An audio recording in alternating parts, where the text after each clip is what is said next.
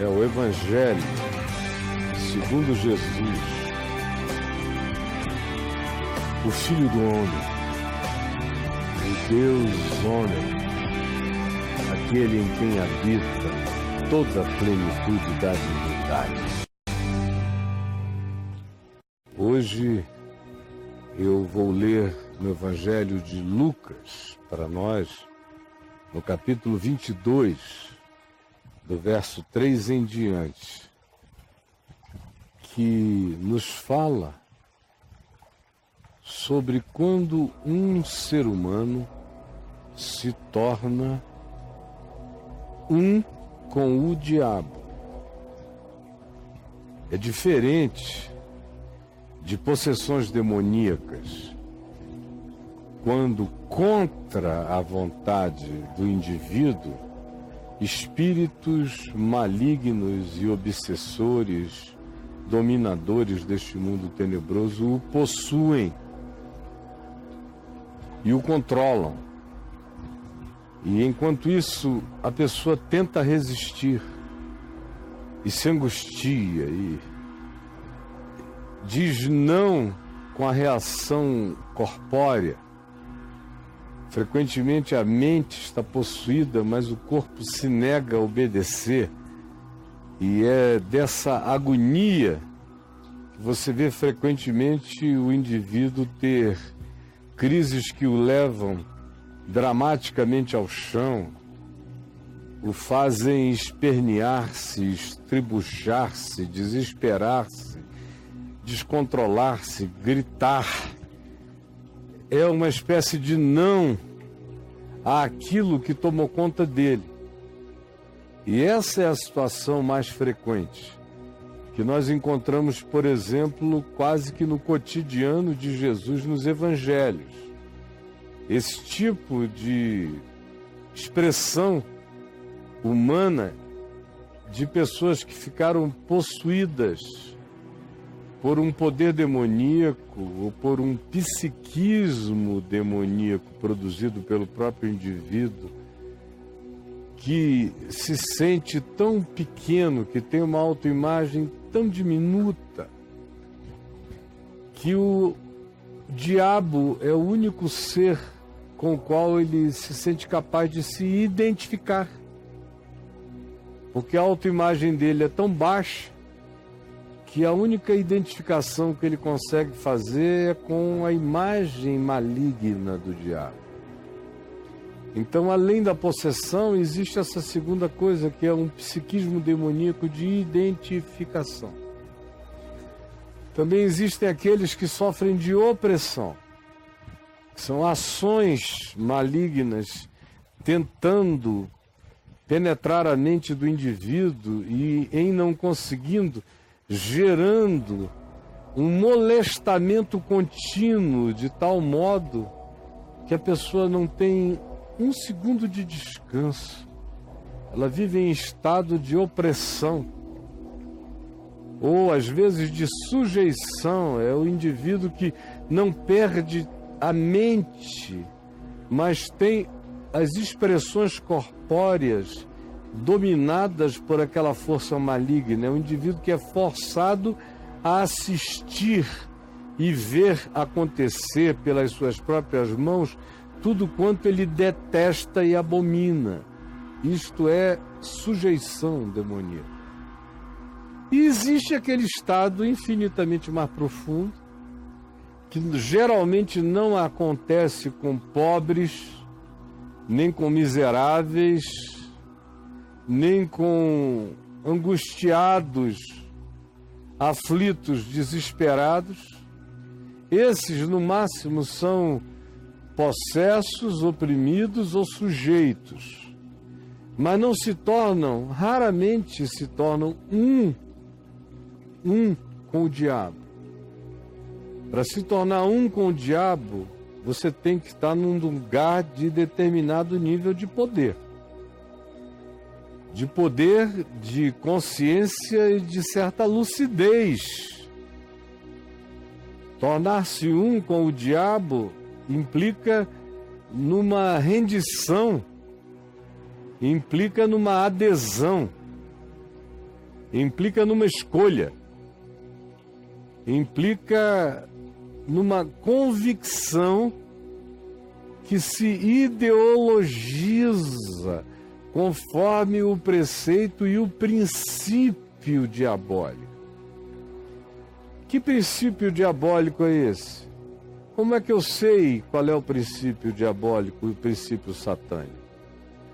É porque o diabo é aquele que vem para dividir, para rachar, para polarizar. Aonde você vir pessoas ridicularizando a prudência, a sabedoria, a convergência, a pacificação, um equilíbrio médio, facilitador da realização das coisas para o bem da maioria. E ainda assim você encontrar um espírito divisor, bipolar, extravagante e que odeie qualquer expressão equilibrada de bom senso e de conciliação, saiba, aí há e aí está a presença do diabo, diabolos, que é o divisor. Isso não é apenas dentro de ambiente religioso. O ambiente religioso é bobagem perto do que importa no mundo. Isso acontece em todos os ambientes, especialmente na dimensão política. O mundo hoje vive um momento diabo, de bipolarização radical em todos os níveis. Isso vai e atinge a todas as possibilidades de divisão, aonde o que podia ser um é rachado no meio e se coloca sobre esse indivíduo, esses indivíduos, ou essas bandas, ou essas partes do processo, uma inimizade irreconciliável, aonde os indivíduos se sentem traindo a si mesmos e se admitirem um diálogo pacificador com o opositor, com o outro. Quando isso acontece, você tem uma manifestação diabo presente. E quem pode negar que nós vivemos no mundo e no nosso país uma manifestação diabo na presente geração? De ódio, de polarização, de raivas, de inimizades fidagais, horrorosas, indizíveis. Quem pode? Tem gente, inclusive, se jactando, se exaltando, se ensoberbecendo de ser assim, desavergonhadamente lutando contra o que quer que não seja divisivo, ideologicamente falando, como ele propõe, sem nem saber que fez uma adesão ideológica a um espírito diabo na Terra. Então, o que diferencia a possessão, a opressão e a sujeição desse homem-diabo ou desse homem-satanás? Diabo, diabolos é o que divide. E Satanás é o que se opõe. É o adversário, é aquele que se inimiza. Em relação a quem não existem termos de pacificação. É um compromisso de ódio assumido, de hostilidade definida. É assim que é Satanás. E ele não aceita nenhum argumento de paz. Paz existe para se transformar apenas em ódio e em guerra para ele. Então, quando é que um ser humano se torna um diabo? Quando é que um ser humano se torna um Satanás? É o que diz o nosso texto hoje. Lucas 22, 3 diz: ora. Enquanto isto,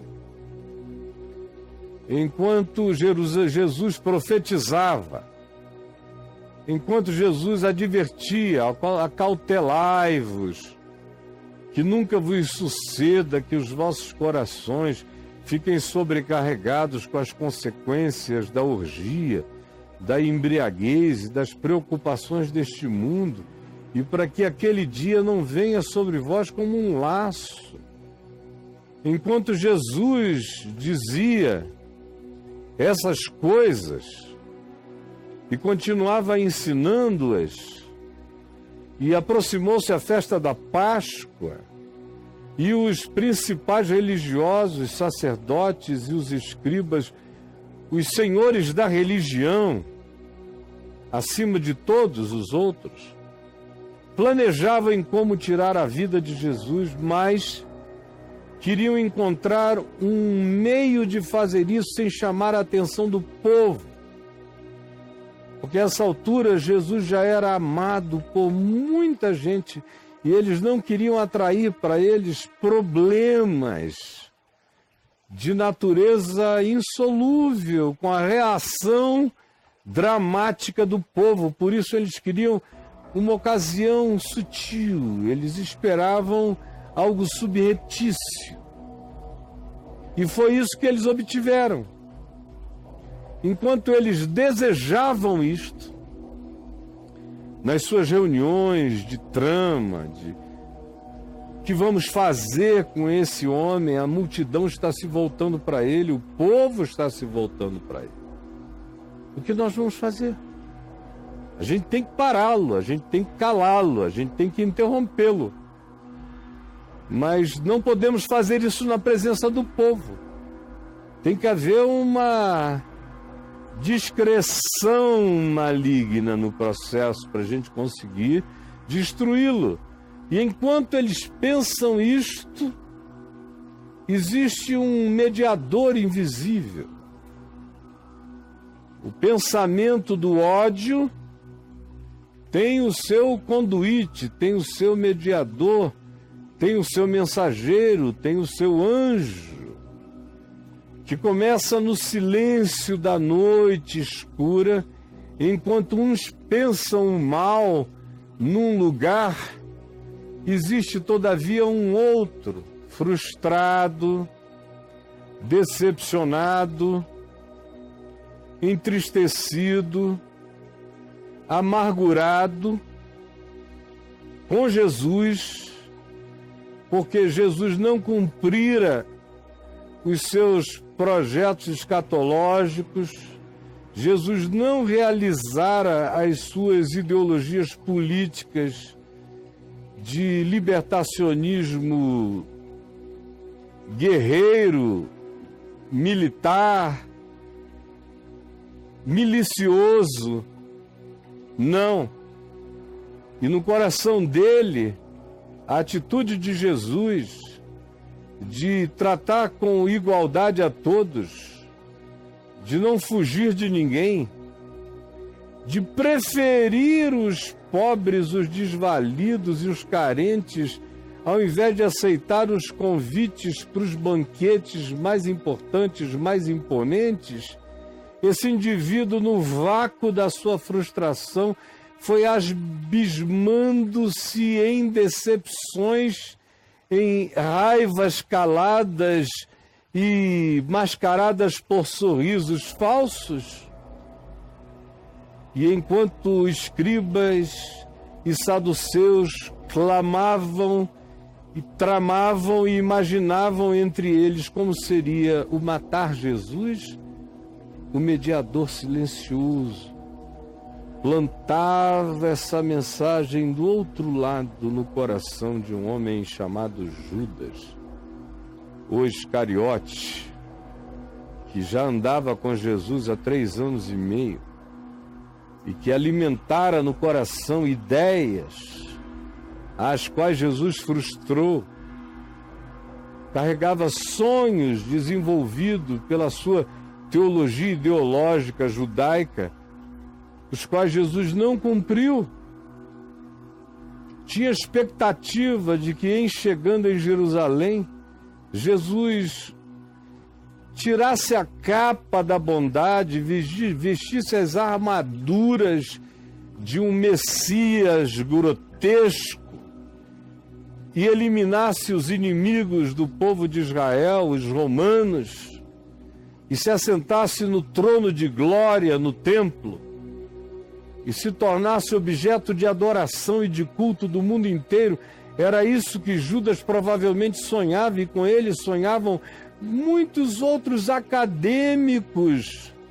Seres revoltados contra Roma tinham a mesma vontade, alimentavam essa religião libertacionista, cuja mediação libertadora era feita pela revolta política e pelo enfrentamento miliciano. Enquanto uns desejavam a morte, a oração desse despacho das trevas, desse desejo, dessa magia negra, desse satanismo no templo de Israel ou na casa do sumo sacerdote, encontrava a sua mediação e o seu ponto de pouso justamente no coração de um discípulo de Jesus. Como não é raro. Se no Evangelho foi assim, imagine no todo da vida como não é.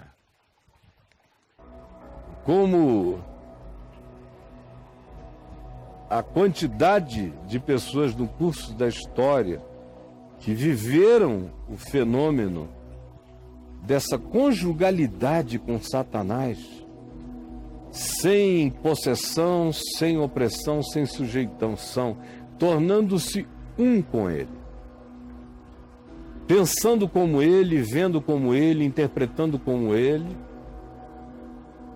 tendo as lógicas dele, agindo no mundo com os princípios do diabo, com as armas das trevas, que são mentira, engano, ódio, traição, dissimulação, como dentro da religião, mais do que em qualquer outro ambiente, as pessoas se tornam um com Satanás.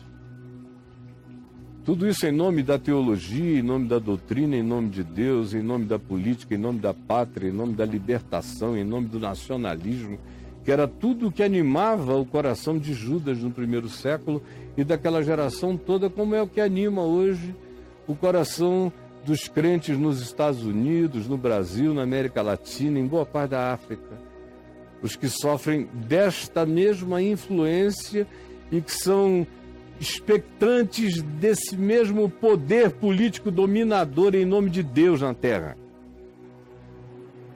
No caso de Judas, Jesus o frustrou. Jesus frustrou o sonho político ideológico de Judas, de tomar o poder. Ele tinha dito: o meu reino não é deste mundo, mas ninguém acreditou. Achavam que na hora H ele iria desistir de tudo aquilo e assumir o poder e se transformar de fato numa potestade superior na terra. Portanto, enquanto o cenário que eu descrevi acontecia, Satanás entrou em Judas, chamado Iscariotes. Satanás entrou em Judas. Judas não tremeu, não teve um arrepio, não sofreu nada disso. Foi um glup. Já estava lá. Continuou apenas o diapasão, o afinamento,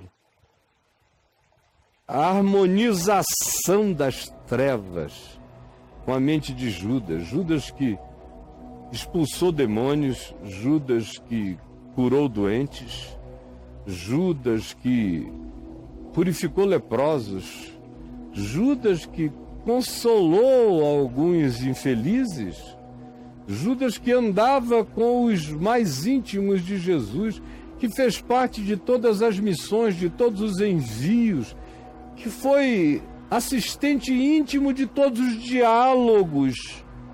O evangelho inteiro foi um cardápio oferecido na cara de Judas todo dia, o dia todo, Não havia nada teologicamente sobre Jesus que ele não soubesse. Ele só não tinha crido. Ele só tinha dito, não. Quando Jesus disse, aquele que quiser ser meu discípulo, a si mesmo se negue e tome a sua cruz e siga-me. Ele só não concordou com Jesus quando Jesus disse a Pedro, arreda, Satanás, porque tu não cogitas das coisas de Deus e sim das coisas dos homens. Judas não disse nada, mas disse, Pedro tinha razão. Se alguma coisa não for feita no braço, no ódio, na raiva, na rebelião, nada vai acontecer. Pelos meios de Jesus, pelos meios do Evangelho, nenhum poder será tomado. Tudo que Jesus prega, no máximo, transforma mentes e corações. E para Judas não era o bastante. Poderes físicos, políticos, financeiros, econômicos, patrimoniais, tinham que ser tomados. A sociedade judaica tinha que ser resetada e tudo tinha que começar do nada a partir do autoritarismo do Messias. Ele queria um Messias autoritário, belicoso, militarizante. E Jesus frustrou esse sonho. Como hoje frustra o sonho de milhões e milhões que não querem admitir o quão andam zangados com Jesus e o quão andam adversariamente ao Evangelho de Jesus. Sobre Jesus não dizem nada, sobre o Evangelho também não, mas qualquer um que em nome de Jesus fale o que Jesus fala e em nome do Evangelho pratique e proponha o que o Evangelho pratica, esse será devidamente blasfemado e vomitado pelo ódio deles. Porque Satanás entrou neles e eles não notaram. Satanás senta na mesa com eles, toma do vinho com eles, come do pão e do bocado molhado com eles. Satanás faz a gestão dos dízimos e ofertas como Judas fazia. Tem opiniões de suposta economia, como Judas tinha, quando disse, porventura não era melhor economizar-se todo esse dinheiro e dar aos pobres do que deixar essa mulher despender esse tesouro em perfume derramando sobre Jesus? Ele tinha um discurso que podia se identificar com o melhor uso do patrimônio, da riqueza que chegasse até as mãos dele. Ele tinha um discurso que enganava bem. Mas Satanás entrou nele. Porque Satanás não respeita o discurso político de ninguém, nem a ideologia de ninguém, nem a posição religiosa ou eclesiástica de ninguém, nem o quanto a pessoa saiba sobre Deus, sobre Jesus, sobre o Evangelho, nem o quão próximo ela tenha andado das protagonizações históricas, das coisas mais importantes. Ao contrário, Satanás até prefere esse tipo de gente. Prefere esse tipo de gente. Portanto, Judas e Satanás, porque eles se fizeram um, Judas em Satanás e Satanás em Judas, foram se entender com os principais da religião e com os oficiais militares que trabalhavam para os religiosos, para verem um modo como agora juntos, os que desejavam a morte dele há muito tempo e não sabiam como, os que queriam calá-lo há muito tempo e não tinham meios, com esse que era de total confiança, que era de dentro e que supostamente tinha todas as informações necessárias para que Jesus fosse apanhado num flagrante noturno, sem que a multidão visse ou soubesse, dando a eles tempo para prepararem as fake news e as mentiras, para que no dia seguinte, no decorrer de todo o outro dia, Jesus fosse transformado num ser digno de desprezo, de vingança, de blasfêmia, de morte, de cruz. Assim foi Judas com Satanás, entender-se com os principais da religião e divisarem o medo de como calarem, entregarem, liquidarem Jesus. Então, os da religião se alegraram, o pessoal do templo, do culto, da liturgia, da teologia, do ensino, os dominadores do mundo religioso, os senhores das consciências medianas, os detentores dos saberes que, por serem anunciados como poderes superiores, faziam todo outro ser ignorante uma pessoa que achava que não tinha a menor condição de pensar certo. Só porque não pensava como eles pensavam, o indivíduo atribuía a si mesmo um pensar errado. Frequentemente, o pensar era completamente certo, mas como não coincidia com o pensar dos que dominavam, esses do povo se sentiam até pecando por não concordarem com aquilo que eles desejavam. Eles, todavia, se alegraram. Todo mundo que não gosta do Evangelho se alegra quando vê alguma coisa genuinamente concernente a Jesus e aos discípulos de Jesus acontecer como um tropeção, como uma oportunização, como uma fragmentação, como uma divisão naquele corpo antes aparentemente e muitas vezes verdadeiramente um só corpo em volta de Jesus, agora ter uma deserção. E nesses dias, a gente não está mais falando de uma deserção, a gente está falando de milhões de deserções. Gente deixando Jesus, deixando o Evangelho, indo se entender com a religião, indo se entender com a religião contra Jesus. E é com você que eu estou falando. Com você que já foi de Cristo, que já andou com Jesus, mas que não deu razão inteiramente ao Evangelho, manteve suas reservas. Reservas doutrinárias, reservas escatológicas, reservas políticas, ideológicas. Você concordava com fragmentos de Jesus e você o achava encantador.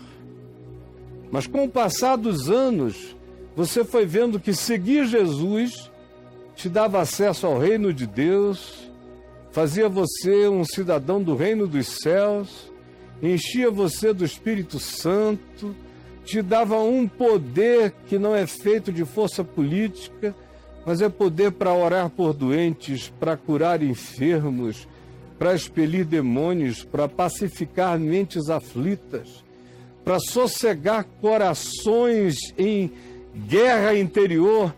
E para você isso não é bastante, porque você sempre quis foi visibilizações de poder. Por isso, decepcionado com Jesus, decepcionado com o Evangelho, você continua crente. Continua indo à igreja, continua filho do templo, mas foi se entender com os políticos religiosos, com a religião das políticas, com a religião do poder, com a religião do domínio, com a religião das importâncias, com a religião dos códigos de costume, com a religião que quer calar aquele que quebra o padrão da dominação domesticadora por parte da religião em relação ao povo. que é Jesus, que é o Evangelho, que nesse contexto é Ele e no nosso contexto continua a ser Ele. E a religião se alegrou e se alegra quando essas deserções vão acontecendo. E quando eles começam a combinar as coisas em torno de dinheiro, de poder. E é sempre em torno de dinheiro e de poder. Toda vez que um Judas cristão deixa Jesus, deixa o Evangelho, sem precisar romper com a religião, é claro, e procura os líderes disso, e diz: olha, desculpa, eu era radical demais, eu pensava que eu entendia das coisas, mas eu agora sei que eu não entendo e nunca entendi. E vim fazer uma combinação, ninguém precisa ser tão radical. Agora eu vejo quais são as motivações de vocês. Vocês são nacionalistas, patriotas, vocês querem a libertação de Israel. Eu estou com vocês nessa e reconheço que a mensagem de Jesus atrapalha esse processo. Ele pacifica, ele acalma, ele aquieta, ele manda amar o inimigo e orar pelos que nos perseguem. Tudo isso trabalha contra a causa do enfrentamento, do ódio, da raiva. E o que esse tempo, essa geração precisam é de raiva e de ódio. Lá na frente a gente restabelece a paz de Jesus. Por enquanto é o ódio que é o Messias dessa geração. Então eles se alegraram juntos e combinaram juntos o dinheiro no qual tudo isso implicaria, porque há trocas, há barganhas, há favores. Sempre há muitos favores. Então Judas concordou. Concordou. Coração se tornou um. Concordar é ter o mesmo coração. Judas aderiu ao coração deles, que já era um coração em adesão ao espírito de Satanás.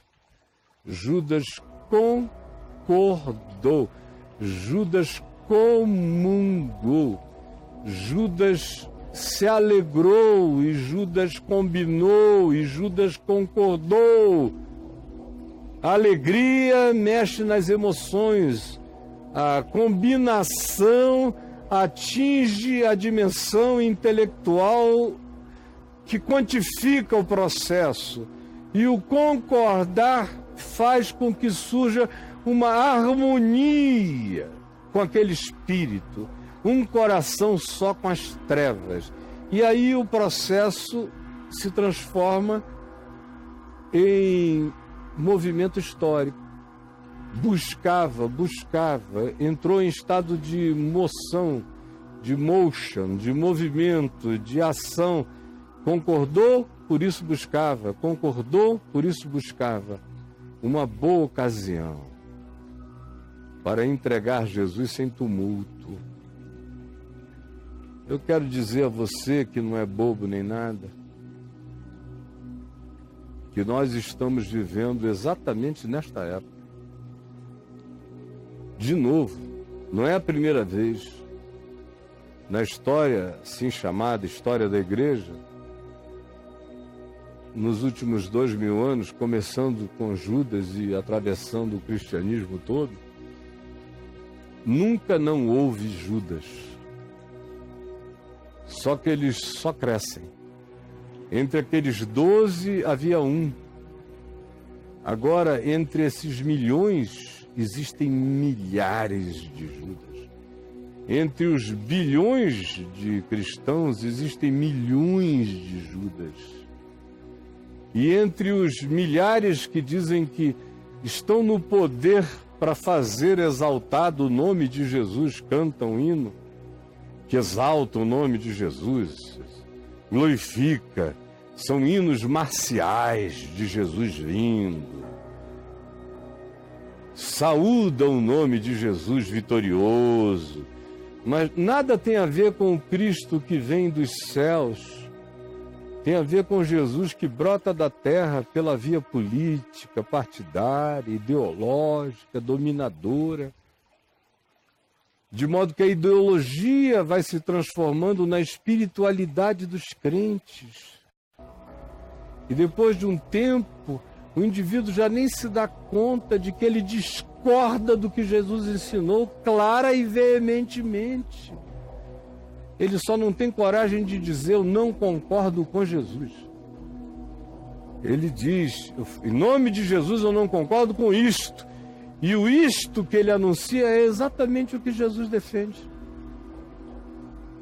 Ele não tem coragem de rasgar o evangelho, mas ele acha graça de todos os puros e inocentes que querem praticar a simplicidade do que Jesus ensinou. E interessante é que eles não têm, nos grandes seres malignos do mundo, o seu adversário potencial, o adversário da causa de Cristo, nem do Evangelho. Ao contrário, eles se aliam ao que de pior possa haver contra aquilo ou aqueles que de mais próximos de Jesus podem não apenas parecer, mas possam de fato ser. E assim a gente vai vendo quando os homens se tornaram um com Satanás, quando se tornaram irmãos do diabo, embora continuem dizendo que o amor de Deus o Pai, a graça de nosso Senhor Jesus Cristo e o poder do Espírito Santo seja convosco, irmãos.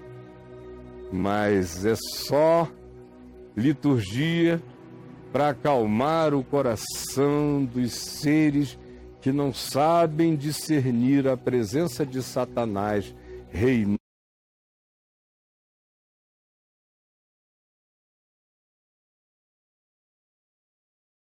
Falar mais. Eu peço que o teu Espírito, e só o teu Espírito pode abrir mentes, consciências e discernimentos espirituais, para que as pessoas percebam em que situações de Judas Iscariotes elas se colocaram e como elas foram possuídas e não notaram, e como elas agem na direção maligna e não percebem. Só o teu Espírito pode iluminar, porque tem gente que não pode nem pensar em deixar o assunto porque tem dinheiro envolvido. E onde há dinheiro envolvido, Jesus pode ser traído. E é vida que segue, como dizem os loucos. Por favor, que o Espírito Santo faça o que as minhas palavras não podem fazer e o que o meu argumento simples não pode realizar. Que o teu Espírito faça acontecer no coração de muitos. É o que eu te imploro, em nome de Jesus. Amém.